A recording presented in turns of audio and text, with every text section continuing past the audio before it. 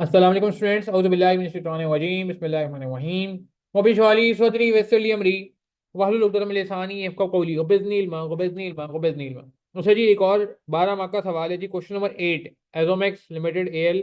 इसको हम जरा सॉल्व करने जा रहे हैं जी। वैक का बहुत ही अच्छा सवाल है और पास में जिस तरह सवाल आते रहे उन्हीं फ्लेवर्स पे ही बनाए गए सवाल, बहुत ज़्यादा इसमें टेक्निकलिटी नहीं है।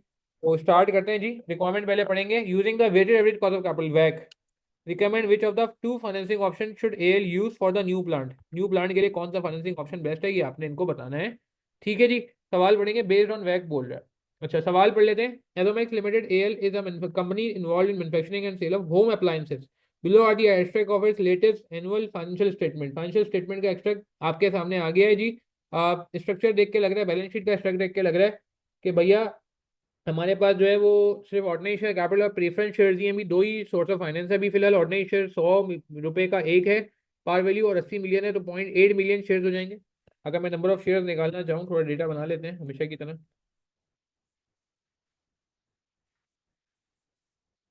अगर हम क्वेश्चन नंबर 8 का डेटा बनाए, नंबर ऑफ शेयर्स आ जाएंगे हमारे पास 80 million divide by 100 million, 100 each sorry. ये 0.8 मिलियन शेयर्स बनते हैं। इरेडीबल शेयर्स 9% रेट दिया हुआ है, कोई मार्केट वैल्यू नहीं दी हुई, तो हम एज्यूम करेंगे कि मार्केट वैल्यू बुक वैल्यू बराबर है जी। ठीक है। और आगे क्या कह रहे हैं, आगे अर्निंग्स बिफोर टैक्स ये किसी काम की नहीं होती, आपको होता है मार्केट वैल्यू पे निकालते हैं वैक, बुक वैल्यू पे नहीं निकालते। बीएफडी में जब जाएंगे तो आपको बताएंगे कि बुक वैल्यू पे वैक का जब निकालना होगा तो हम इक्विटी को और ये जो रिजर्व वगैरह होते हैं और रिटर्न अर्निंग वगैरह होती है उसको हम शामिल कर लेते हैं, मगर मार्केट वैल्यू मेथड में कभी इसको इनकॉर्पोरेट नहीं किया जाता। अच्छा, आगे बढ़ते हैं। Additional information, all the ordinary shares are currently traded at 110 each. Risk free rate is 7%, average rate of return on market investment 11%, L equity beta is 1.1, applicable tax rate है 35%। अच्छा, मैं चाहूँ तो करंट वैक निकाल सकता हूँ, करंट वैक निकाल सकता हूँ, मगर करंट वैक निकालने का कोई फायदा नहीं, क्योंकि इसने रिकमेंड में कहा है कि कोई एक फाइनेंसिंग ऑप्शन आप रिकमेंड कर दो। कोई एक रिकमेंड करना जरूरी है, तो इसका मतलब फिर एग्जिस्टिंग वैक की कोई हैसियत नहीं है। या तो मुझे ऑप्शन 1 सेलेक्ट करना है, ऑप्शन 2 सेलेक्ट करना है, मैं एग्जिस्टिंग ऑप्शन पे रह नहीं सकता। तो एग्जिस्टिंग वैक निकाल के अपना टाइम जाया नहीं करना चाहिए हमें। वैसे निकालना चाहे तो निकाल भी लें वैसे, मगर मेरा नहीं ख्याल कि हमें कोई फायदा होगा एग्जिस्टिंग वैक निकालने के, क्योंकि रिक्वायरमेंट में साफ लिखा हुआ है कि किसी एक ऑप्शन पे तो जाना ही पड़ेगा। तो दोनों ऑप्शन का ही वैक निकाल लेते हैं ताकि कंपैरिजन में आसानी हो। एग्जिस्टिंग में अगर कम आ भी रहा होगा तो भी कोई फायदा नहीं, क्योंकि आगे इसने ऐसा दिया हुआ है कि प्रोजेक्ट हमें लॉन्च करना है, उसमें पैसे तो चाहिए। L plan to expand its product line by setting up new plant in Khushab for manufacturing refrigerators. The project requires financing of 100 million. देखिए असल चीज आ गई ना, फाइनेंसिंग तो लेनी है। एग्जिस्टिंग में निकालने का मतलब है कि मैं कह रहा हूँ फाइनेंसिंग भी नहीं लेनी और मुझे कोई फाइनेंस भी नहीं लेना और कोई प्रोजेक्ट भी नहीं लगाना, जो कि मुनासिब बात नहीं है। 4 साल का ये चीज ध्यान में रखेंगे। ठीक है, 4 ईयर इंपॉर्टेंट इन्फॉर्मेशन है। The management is considering the financing two financing option. Option 1 कह रहा है जी 13% bond of 100 each at par. Bond holders can either convert their bond into ordinary shares at a ratio of 1 for every 2 bonds, 1 share for every 2 bonds. उल्टा नहीं, उल्टा है हाँ। पहले लोग, पहले ऐसा होता था कि 1 bond for every 2 shares, sorry sorry, 2 shares पर बॉन्ड होता था। यहाँ पे उल्टा है कि एक शेयर है फॉर एवरी 2 बॉन्ड्स। तो ये थोड़ी वर्डिंग का ख्याल रखना होगा हमें। ऐसा नहीं हो सकता कि हम वर्डिंग को इग्नोर कर दें, wording will be very important. ठीक है। और redeem them eight 15% premium eight the end of year 4। ठीक है, वही पुरानी बात कन्वर्जन रिडेम्पशन वाली, वो हम देख लेते हैं। Issue zero coupon bonds of 100 each at a discount of 20%. Bond holders can either convert each bond into one ordinary share or redeem them at par at the end of the fourth year. It is expected that either financing option will increase AL equity beta to 1.2। इसका मतलब 1.1 redundant हो गया, useless हो गया, नाकारा हो गया। 1.1 को हम यूज नहीं करेंगे, 1.1 की जगह 1.2 पे काम करेंगे। और the market value of AL share is expected to grow by 5% per annum. Conversion value निकालने के लिए आपको ग्रोथ चाहिए होती है, तो मेरे ख्याल से बहुत ही सिंपल आसान सवाल है। को स्टार्ट कर लेते हैं। ऑप्शन 1 से हम बात शुरू करते हैं जी, ताकि आपको बात समझ आए। और फिर हम जाएंगे ऑप्शन 2 पे, उसके बाद पहले ऑप्शन 1 देख लेते हैं। ठीक है। अच्छा, ऑप्शन 1 में मैं अगर डेटा बनाने की कोशिश करूं, तो वैक बना निकालने के लिए आपको याद होगा मैं पहले हमेशा कहता हूँ कि डेटा बना लें। ई चाहिए, डी चाहिए, पी चाहिए, और क्या चाहिए, के ई चाहिए, के डी 1 - टी चाहिए, और के P cost of preference shares ना। ई मार्केट वैल्यू ऑफ इक्विटी होती है, तो मेरे ख्याल से 0.8 मिलियन शेयर हमने निकालनी है। और एक शेयर 110 रुपये का है, तो 88 मिलियन आ गया हमारे पास ई। ठीक है ना, 0.8 मिलियन शेयर हमने पहले निकाले थे, ये देखिए क्वेश्चन नंबर 8 जब शुरू किया था। और 110 रुपये वो कह रहे हैं वो है। अच्छा, डेट की मार्केट वैल्यू जो है वो अभी हम देख लेते हैं। पी प्रेफरेंस शेयर्स की मार्केट वैल्यू जब कुछ मेंशन नहीं है तो हम एज्यूम करेंगे बुक वैल्यू मार्केट वैल्यू बराबर है। और इसकी कॉस्ट ऑफ प्रेफरेंस शेयर में भी 1 - T नहीं आता, तो एज इट इज 9% आ जाएगी। के ई के लिए आपको फॉर्मूला पता है, R F plus beta. Formula पूरा लिखेंगे, R M minus R F. Risk free rate कितना है जी? रिस्क फ्री रेट हमारे पास है कहेंगे जी ऊपर 7%। बीटा 1.2 है। 11% जो है वो मार्केट का रिटर्न है। तो के ई आ गया कितना? 11.8%। ठीक है जी, 11.8%। तो देखें डेटा बनाते जा रहे हैं हम। अब सिर्फ दो चीज़ें रह गई, के डी 1 - T और डी रह गया। इसके लिए हम वो कर लेते हैं सॉल्व। ठीक है, मार्केट हमें के डी 1 - T के लिए I think I R R का सहारा लेना पड़ेगा। बॉन्ड भी पार पे इशू हो रहा है, तो जिस दिन इशू होता है उस दिन बुक वैल्यू मार्केट वैल्यू बराबर होती है अगर। ठीक है, तो जितने भी इशू हुए हैं हम उसी पे कर लेते हैं बुक वैल्यू और क्या कहते हैं मार्केट वैल्यू बराबर होती है, जिस इशू प्राइस और मार्केट वैल्यू बराबर होती है। और 100 मिलियन का ही हमें पैसा चाहिए, तो 100 मिलियन का हमने इशू किया होगा। देखिए ना इसके बारे में अगेन, अब आप मैं इस पर एक वापस बात करूंगा। तो मैं हाईलाइट कर रहा हूँ एक चीज़ मुझे इस पर वापस डिस्कस करनी है। अभी मैं जब 1 - T के डी 1 - T निकालूंगा। अच्छा, पहले ये डिसाइड कर लेते हैं कि कन्वर्जन होगी या रिडेम्पशन होगी। इसके लिए आपको याद होगा हम दो काम करते हैं। आफ्टर 4 ईयर्स हमारे पास दो ऑप्शन है, या कन्वर्जन पे जाएं या रिडेम्पशन पे जाएं। कन्वर्जन पे जाएंगे तो एक्सपेक्टेड शेयर प्राइस क्या है वो निकाल लेते हैं।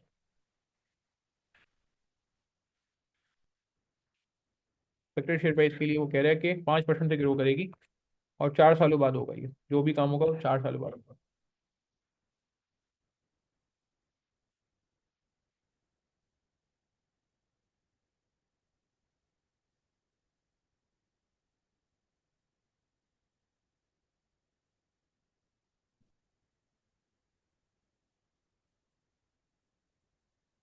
33.71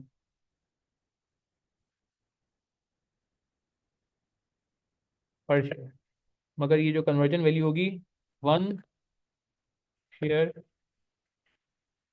फॉर 2 बॉन्ड्स, ये लिखा हुआ है। ये लिखा हुआ है। एक बॉन्ड में कितने शेयर होंगे? एक बॉन्ड में कितना शेयर आएगा? एक बॉन्ड में भी दो शेयर आ जाएंगे। हम्म।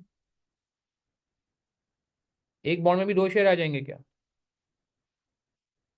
एक बॉन्ड में 1/2.5 शेयर।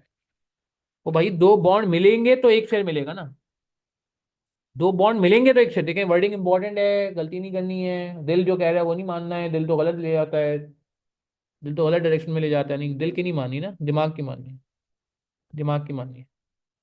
ठीक है, दिमाग की बात माने। दिमाग क्या कह रहा है? दिमाग कह रहा है कि भाई जो सवाल में लिखा है वो करना पड़ेगा। दिल तो कह रहा है कि नहीं तू कर दो बस। नहीं, आधा शेयर कभी पहले नहीं हुआ, कोई बात नहीं यार, कोई मुश्किल बात थोड़ी है। वर्डिंग को तो इंग्लिश तो हमें आती है ना यार। कन्वर्जन वैल्यू कितनी हो जाएगी?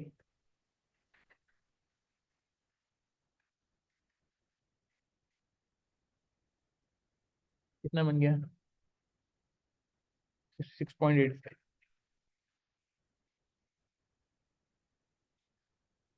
रिडेम्पशन वैल्यू कितनी है? 15% ऊपर कह रहा है।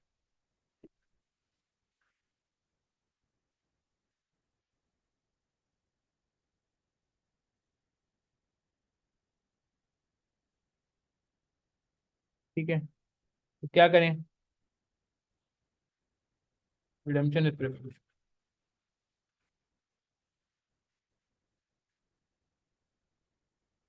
ठीक है जी, रिडेम्पशन होगी, कन्वर्जन नहीं होगी। चाहे तो नोट कर लें इस बात को। और कंप्यूटेशन ऑफ रेट निकालना है। अच्छा, आपको याद आ रहा है एक बात, अब मैंने इनका येलो हाईलाइट किया बता कि या तो मार्केट रेट गिवन होगा या मार्केट वैल्यू गिवन हो। ऐसा नहीं हो सकता कि मार्केट वैल्यू भी गिवन ना हो, मार्केट रेट भी गिवन ना हो, तो काम ही नहीं हो सकता। ये बात हम अक्सर अपने सेशन में करते थे ना, सवाल में भी ऐसा ही है। मार्केट रेट कहीं है ही नहीं सवाल में।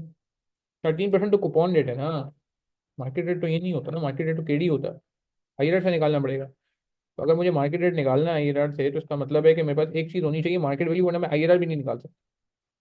तो अब वो जो कॉन्सेप्ट मैं नहीं कहता इशू डेट पे मार्केट वैल्यू पे ही इशू हो रहा होता है, तो वो कॉन्सेप्ट यहाँ पे अप्लाई होता नजर आएगा आपको। देखें कैसे, air cash flow discount factor present value. ये डिस्काउंट फैक्टर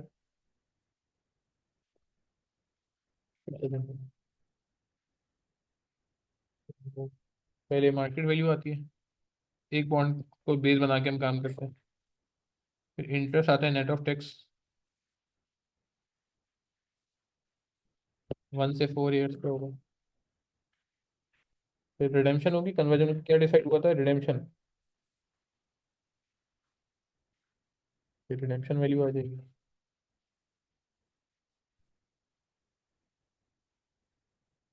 तो ये भी ईयर 4 पे आएगी। मार्केट वैल्यू फिर हम 100 रखेंगे ना, जितने पे हमने बॉन्ड इशू किया। बॉन्ड की पार वैल्यू, मार्केट वैल्यू 100।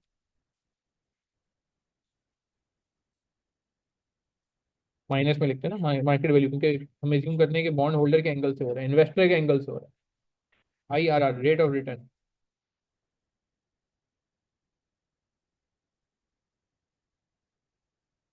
ठीक है ना।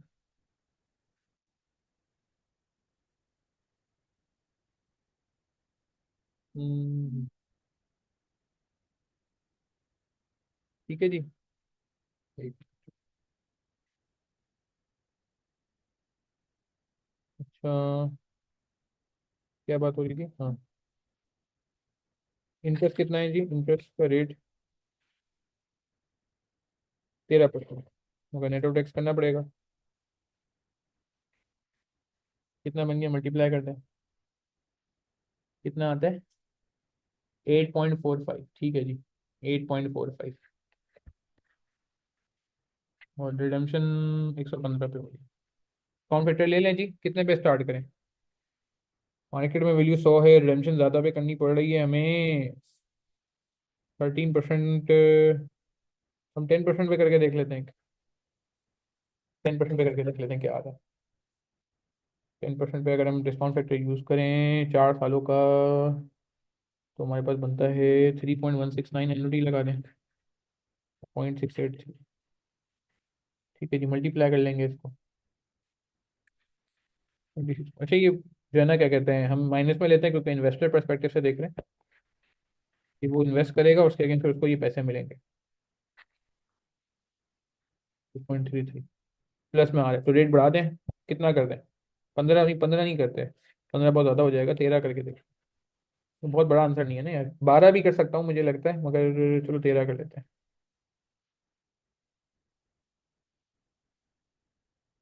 2.974,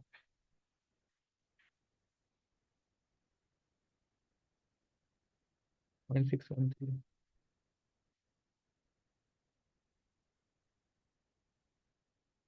70.5, 0.974 इंटू 0.45, 25.13।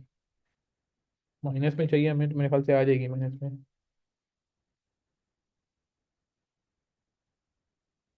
आ गए 4.37। आइए यार, फॉर्मूला लगा लेते हैं, x+y into a upon a minus b, 10% is the rate of positive NPV, which is x. Y difference in rates, a value of positive NPV, which is 5.33, and minus minus plus हो जाएगा। IRR जो है वो KD1 - T है। देखिए, market value 100 लेनी पड़ी ना, वरना ये IRR नहीं निकलता, ये जो मैंने हाईलाइट किया था ना, इसीलिए हाईलाइट किया समझाने के लिए कि भाई, और वो कॉन्सेप्ट भी मैंने बताया था, इशू डेट पे दोनों चीज़ें बराबर होती हैं। 5.33,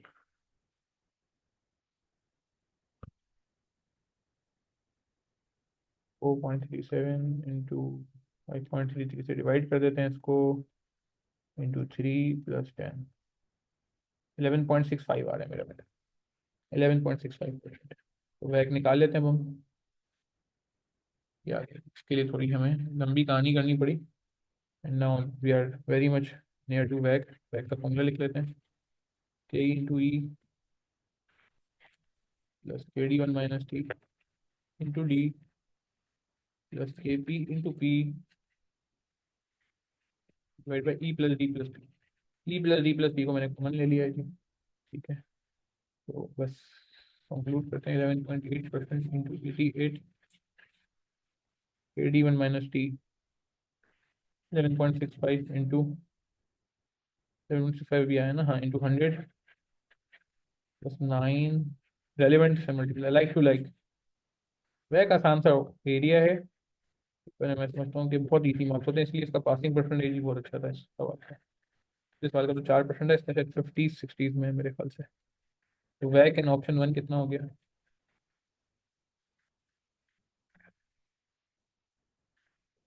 चलें जी, कैलकुलेट कर लेते हैं। 11.88, आप भी कैलकुलेट साथ साथ करें ना यार, वरना मजा कैसे आएगा। 11.8 है, 11.65 into 100 plus 9 into 30 into 88 plus 100 plus 30, 11.35। अब इसको नोट कर लें प्लीज, और ऑप्शन 2 खुद ट्राई करें। ऑप्शन 2 ट्राई करें ना। ऑप्शन 2 में क्या है? जीरो कॉपन बॉन्ड है 100 का, डिस्काउंट ऑफ 20%, यानी कि इशू होगा 80 पे, तो वो IRR निकालते हुए 80 ले लीजिएगा। Bond holder can either convert each bond into one ordinary share, one ordinary share value वही आएगी, 4 साल का है तो हमने निकाल ली है।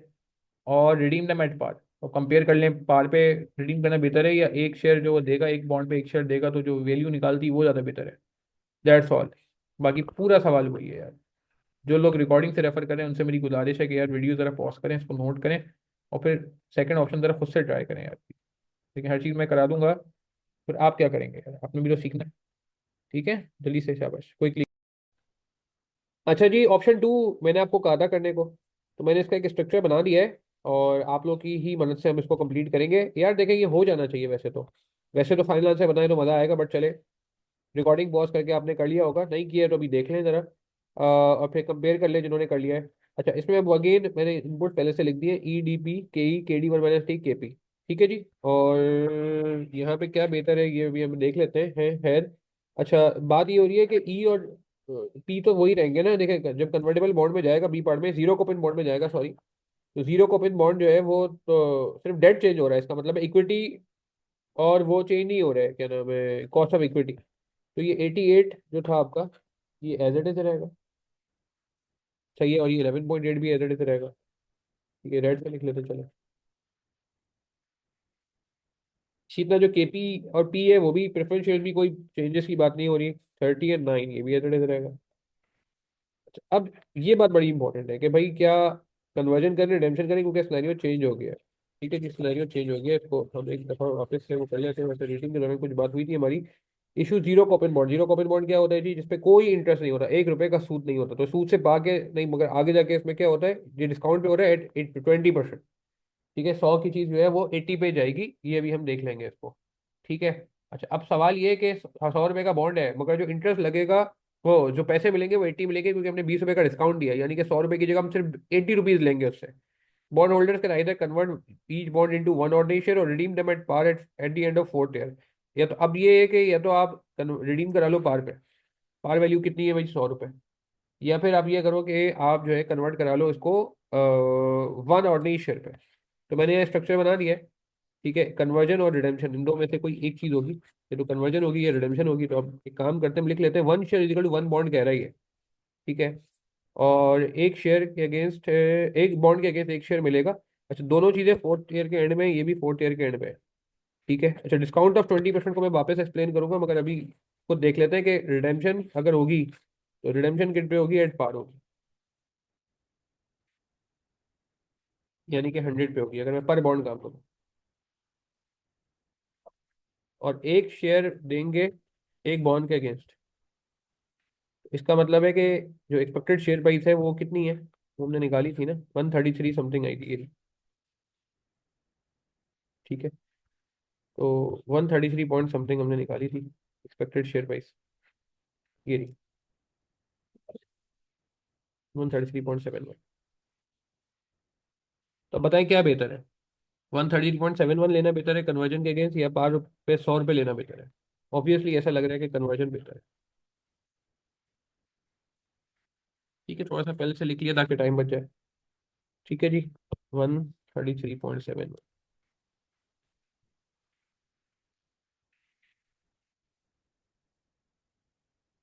कैश फ्लो जीरो होगा। क्योंकि जीरो कोपेन है, जीरो कोपेन का मतलब है कोपेन रेट नहीं है। अच्छा, मार्केट वैल्यू देखें, यहाँ पे 100 नहीं लिखेंगे, ये एक इंपॉर्टेंट पॉइंट है, इसको समझने की जरूरत है। मार्केट वैल्यू हम यहाँ पे 100 नहीं लिखेंगे, 100 नहीं लिखेंगे। फिर कितनी लिखेंगे, क्योंकि उसने बॉन्ड कितने पे इशू किया, देखिए बात को समझे। डिस्काउंट का मतलब क्या है कि हम किसी से मुफ्त, मुफ्त नहीं, मतलब डिस्काउंट का मतलब क्या होता है, अगर किसी को लेट से 10% डिस्काउंट देते हैं तो 100 रुपए की जगह उसको बोलते हैं पैसे आप 90 दे दो। अगर 10% डिस्काउंट है, 5% डिस्काउंट है तो 100 की जगह कहते हैं 95 दे दो, 1000 की जगह 950 दे दो। और अगर 20% डिस्काउंट है तो 100 की जगह कितने मांगेंगे, अगर पार वैल्यू 100 है हमारी, ठीक है ना, लिखा हुआ भी है 100 का पार वैल्यू है, तो और 20% डिस्काउंट है, तो हम उससे कहेंगे यार एक काम करो, बॉन्ड 100 का है, इंटरेस्ट भी अगर होता है 100 पे मिलता है, शायद इंटरेस्ट तो नहीं है, मगर आप 80 दे दो, 80 दे, तो मार्केट वैल्यू जो है वो इसकी, इसका मतलब है 80 रुपए। अच्छा, इसकी लॉजिक है ना यार, अब देखो दुनिया सूद दे रही है, ये सूद नहीं दे रहा। इस्लामी पॉइंट ऑफ व्यू से तो अच्छी बात है, मगर दुनिया के पॉइंट ऑफ व्यू से जो है, अल्लाह माफ करे, जो सूदी निज़ाम चल रहा है, अल्लाह ताला हम सबको बचाए, और अल्लाह ताला हमें इसमें अपना हिस्सा डालने की भी जो है वो क्या कहते हैं तौफीक अता फरमाए। तो खैर, इसलिए हमने इसको 80 लेना है, ये बात इंपॉर्टेंट है, लेकिन बात समझिएगा। आप बोले सर ये तो कभी नहीं हुआ, तो कोई बात नहीं, देखिए सामने नजर आ रहा है ना, कोई चीज़ अगर हल्की फुल्की करनी भी पड़ जाए पेपर में, तो हमें अपनी अकल इस्तेमाल करनी है ना। ठीक है, तो बस अब इसको सॉल्व कर लेते हैं। ठीक है, यहाँ तो कुछ भी नहीं है, आप लिखना भी चाहें तो कोई फायदा नहीं है। 10% पे देख लेते हैं क्या आ रहा है, क्या ख्याल है। ठीक है, 0.683, नहीं सॉरी 10% पे तो जीरो है ना, ये 0.683 यहाँ पे, सॉरी कितना बना, 91.33। डिस्काउंट फैक्टर पहले इधर प्लस में आ रहा है, तो क्या करें, तो रेट बढ़ा दें। अच्छा खासा प्लस में आ रहा है, 12 पे रिस्क लग रहा है मुझे, 12 पे रिस्क लग रहा है, 15 कर लेते हैं चलो। 0.572 लग रहा है, आ जाए नेगेटिव, वरना वापस करना पड़ेगा। 6.48 आ गया भाई, नेगेटिव, नेगेटिव 3.52। ठीक है जी। अच्छा, ठीक है जी, यहाँ तक क्लियर है, कोई सवाल है पूछे, इज दिस। मेरा दिल तो ये था कि यार ये आप खुद सॉल्व करते हैं, मैं तो सिर्फ फाइनल आंसर दिखा देता, मगर मैंने कहा नहीं यार, चलो किसी को प्रॉब्लम ना हो तो इसलिए सॉल्व करा। भैया अगर फॉर्मूला लगा लेते हैं, एक्स प्लस वाई इंटू ए अपॉन ए माइनस बी, एक्स कितना है। तो यार ये सवाल सीरियसली स्पीकिंग मेरे नहीं ख्याल से मुझे कराना चाहिए, क्योंकि एंड में जो है वो क्या कहते हैं, आप देख ही रहे हैं, ये तो इतना आसान निकल रहा है सवाल। हाँ, बजटिंग का सवाल बड़ा मजेदार था, वो कराने में भी मजा आया। चलो, आई आर के डी वन माइनस टी के बराबर है, कितना आ रहा है आई आर, देखें जरा। हम्म, बिल्कुल सही है, 13.82, सही है ना। 13.82 कंफर्म कर दें यार प्लीज, देखें गड़बड़ नहीं होनी चाहिए, अगर गड़बड़ होगी तो फिर मज़ा नहीं आएगा। ठीक है, तो बात समझ आ रही है आपको। तो हमें थोड़ा सा जैसे कहते हैं ना कि चीज़ों को स्ट्रीमलाइन करना होगा, अगर नहीं करेंगे तो फिर प्रॉब्लम होगी। 13.82, चलेगी। तो फाइनली फाइनली हमारे पास ये आ गई 13.82। ठीक है, और अब हम मजीद आगे बढ़ते हैं चीज़ों को। वैक के हम बहुत करीब है, ये 100 मिलियन का बॉन्ड हमें इशू करना है, तो मार्केट वैल्यू 100 होगी, जो पैसे रेस करने हैं वो 100 मिलियन है, ये लिखा हुआ। ठीक है, तो मेरे ख्याल से वैक का फॉर्मूला लगा लेते हैं। वैक आ जाएगा, वैक भी मैंने पहले से निकाल के रख दिया फॉर्मूला में, बस उसको प्लग इन करना है आपने। ठीक है, तो ये 88 प्लस 100 प्लस 30 तो सेम ही रहता है। ठीक है, तो अब इसको 88 इंटू 11.8%। ठीक है, और लगा दें जी।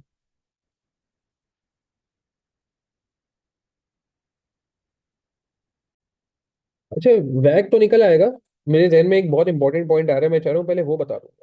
ठीक है ना, वो बता दूँ, फिर आप भले जो है ना क्या कहते हैं हम वैक पे निकल आते हैं, मगर एक पॉइंट मेरे ख्याल से मुझे बता देना चाहिए, बजाय इसके कि हम आगे बढ़े ना। एक पॉइंट पे मैं ज़रा आता हूँ, और फिर बात को आगे बढ़ाते हैं, फिर वैक भी निकाल लेते हैं। जी, बहुत इंपॉर्टेंट पॉइंट है ये।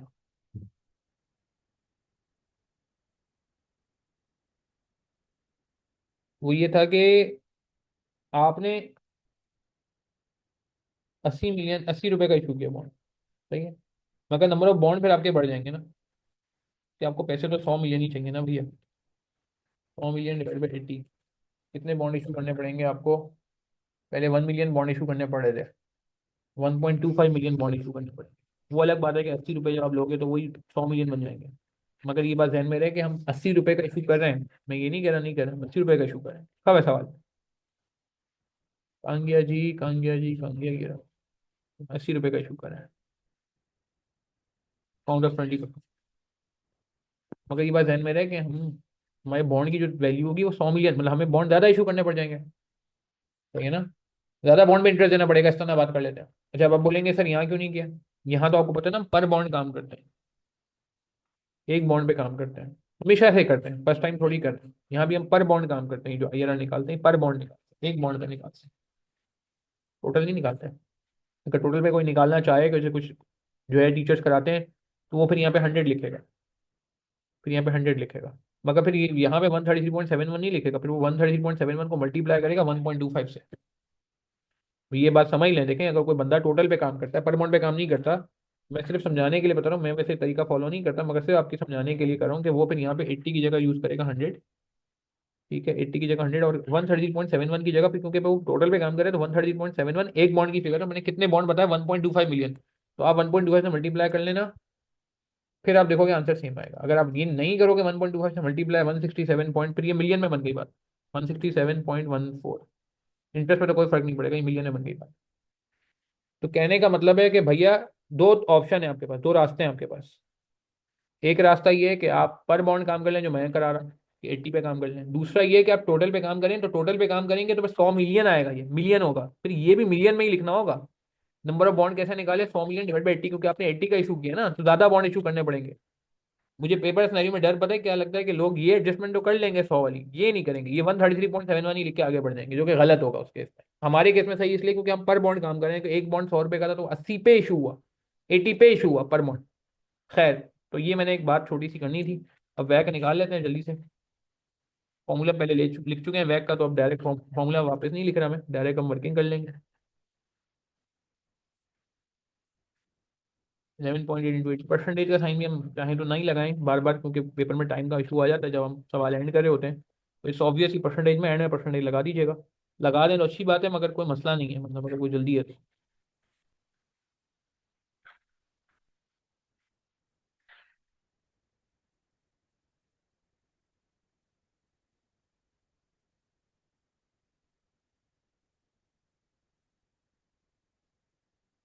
ना हो गया।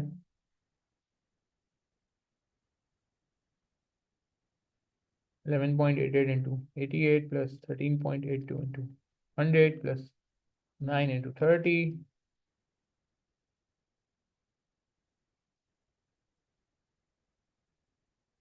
12.37। बड़ा फर्क आ रहा है।